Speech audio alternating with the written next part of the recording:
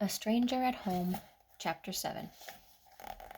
My father tried to keep me busy helping him build our cabin. I had to comb the beach every day to find the logs we needed for each layer of the walls. Then we had to carve the logs precisely to fit them together. Father knew that I was like him and that hard work eased my loneliness and pain. When I started helping my father, he instructed me mostly in English with some Inuvialuktun mixed in. By the time we began chinking our cabin in the early fall, filling the gaps between the logs, he used our native tongue with bits of English. And by the time our cabin was finished, just after the snows came in September, he asked me to do many of the tasks in straight Inuvialuktun. I was unsure how I would keep myself busy after our work was done. My mother suggested I make friends, but I didn't fit in and had no idea where to begin. I did see Agnes on occasion, and her mother did allow us to speak to one another now that I had rediscovered my own tongue. But even though she was out of the hospital again, her mother was so ill that Agnes had little time for anything apart from caring for her. "Come," my father said to me one day in Inuvialuktun, when the sky was still mostly dark.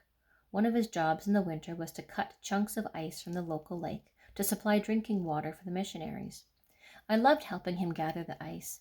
My canvas shoes had long since become impractical in the harsh Arctic climate. So I pulled on my hammock, put on my parka, and joined him outside by the dog sled. As we neared the lake where we collected the ice, it was late morning, and the sun was just beginning to rise. A shimmer of pale light illuminated the snowy hill between us and the lake. Descending it always scared me, despite my father's ability with the sled. But on this day, he stopped when he reached the top and said, "I think I'm going to walk from here." "But what about the sled?" I asked. He laughed and hopped off. "You'll manage fine," he said over his shoulder. The dogs moved forward. I can't," I cried out. "Help!" "Just use the brake," he called back. I can't," I cried again, trying to move my shaking foot between the runners to press the brake. "You can do it. Stop being chicken," he said. It was his favorite English phrase, and while I did not know exactly what it meant, I knew that I had to be brave. As soon as I reached the bottom, my father ran up to meet me. He grabbed me and kissed my cheek. He smiled.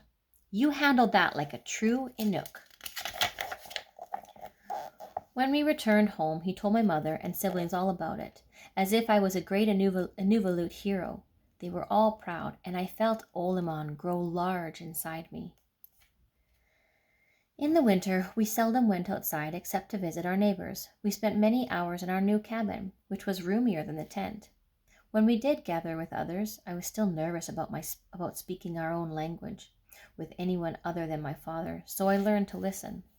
The elders talked constantly at these gatherings, and I sat at their feet practicing my beading and doing needlepoint while their words played like music in my head. Day after day, I listened, and over time, meaning emerged, rocking me back to remembrance as night settled on us with its darkness and cold. Agnes came too, when her mother was well enough to leave her home. I cherished sitting next to her, even if we didn't talk, because as much as we loved each other's company, we did not want to miss a word of the elders' stories. I still worried for my parents' souls, but as hard as I tried, I could not convince them to bring prayer into our home. I understood from the elders that they had their own stories to give them guidance, stories that were handed down instead of being written. But the stories were not about Jesus, and the nuns had taught us that no one could go to heaven without stories about Jesus. One day in early December, my father loaded his sled, hooked up the dogs, and said goodbye to us. He was going to check on people who lived in remote locations, trappers, and others. The RCMP hired men like my father who knew the land well and were skilled at surviving in the dark days and the harsh climate, as special constables. I was sad to see him go. He was the only one who nurtured Olimon instead of chastising Margaret. I missed our trips to collect ice and how he would let me drive the dogs. I missed the way he would touch my cheek and smile when he was proud of me. I missed the smell of his pipe smoke. I had only my little brother to play with because my sisters had quit asking me to join their games. They accepted me when I read aloud to them, but I grew tired of reading the same stories over and over again. I spent a great deal of my time playing string games with Ernest and helping my mother. My Inuvialuktun was improving, but I was still shy about speaking it, and I had already been labeled an outsider, so making friends was not any easier than before. Some nights I sat at the feet of the elders, others I spent in my new bed reading by lamplight and dreaming of Christmas, when my father would return. I hoped that he would buy me some new books with the money he earned. I had always wondered why Christmas was so important to my father when we weren't Christians, but after going to the outsider school, I partly understood. There, it was the only day of the year you weren't woken at an insane hour to do chores, and the outsiders actually gave you enough to eat. They even served it on fancy china dishes. My father was away for 3 weeks, which seemed an eternity to me that winter. When he came home, I was in the store trying to decide which books I would like the most. High on a shelf, something caught my eye. 3 lace-covered porcelain dolls, unlike any I had ever seen before. They were pale like outsiders, but their wide glass eyes were full of innocence and kindness. Their lips were pursed into little red bows. I stared at them with wonder. Elizabeth threw open the door, letting in a cold gust of air. "Father has returned. Come," she said in Inuvialuktun. I squealed with delight and followed her, running toward home. The icy air stung our lungs in the black afternoon, but we couldn't wait for Father to hold us in his strong arms. He looked very thin, but he wore a big fat smile. I wrapped my arms around him as tightly as possible until I felt as if we were one. After my father had settled in and had a good meal of smoked herring, which I now knew was called puchiak, his dogs and his sled down to the he took his dogs and sled down to the Hudson Bay store. Oops. I wanted to go too, to be near him and the dogs, but none of us was allowed to go. We all sat on pins and needles, even my mother, waiting to see what he would bring home. He returned with our presents hidden under the canvas on his sled. I would have to wait another 3 days. I could smell warm bannock baking when I woke on Christmas morning. I was still very sleepy, but hunger and curiosity drew me out from under my blankets. I helped my father wake my sisters and my brother. After we were all awake, my father gave my mother a beautiful wooden chest full of eating utensils. They sparkled in the lamplight and looked very expensive.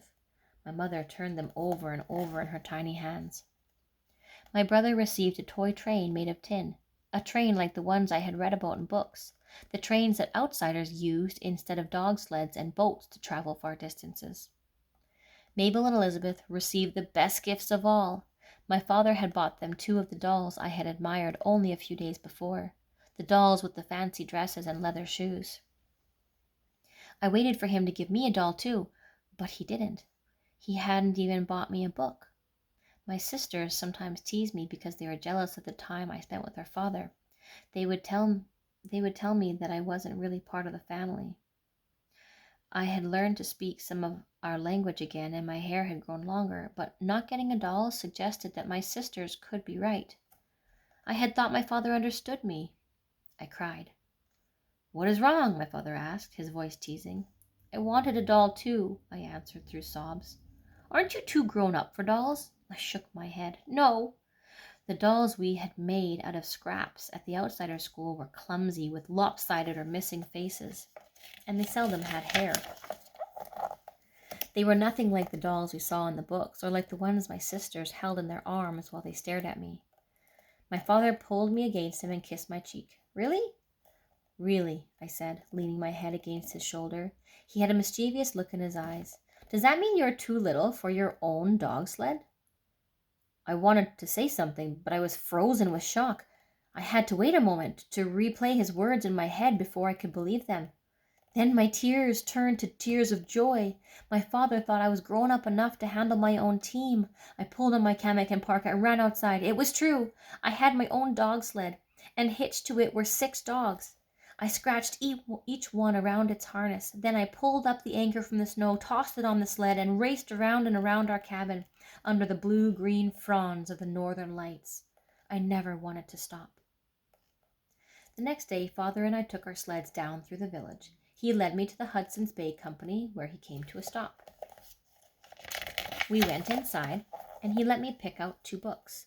While I was scanning the titles, I wondered if the Dubalak had taken books from this very shelf with him out to his trap lines. my father had taken the Bible. Reading had certainly helped me and Agnes with our loneliness. I made a mental note to bring more of the books I had already read to the next gathering for Agnes, now that I was getting new ones. I understood how exciting it was to have something fresh to read, though I doubted I would be doing as much reading now that I had my own dogs and sled. My father took the books to the counter and whispered so low to the clerk that I could not hear what he said. The clerk came out and walked over to the shelf where I was now admiring the last doll. He reached above my head, took it down, and handed it to me. It had to be the very best day of my life. I smiled so hard my cheeks hurt.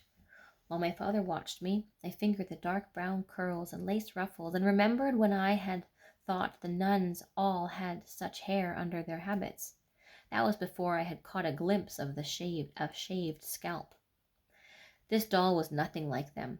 She was so beautiful. I slipped my doll inside my parka and carried her home. My sisters complained and were jealous until my father gave them each a piece of rock candy. Later we made little beds for our dolls and pretended they were 3 sisters who did everything together. We even let our little brother pull them around on his train to exotic, far-off places.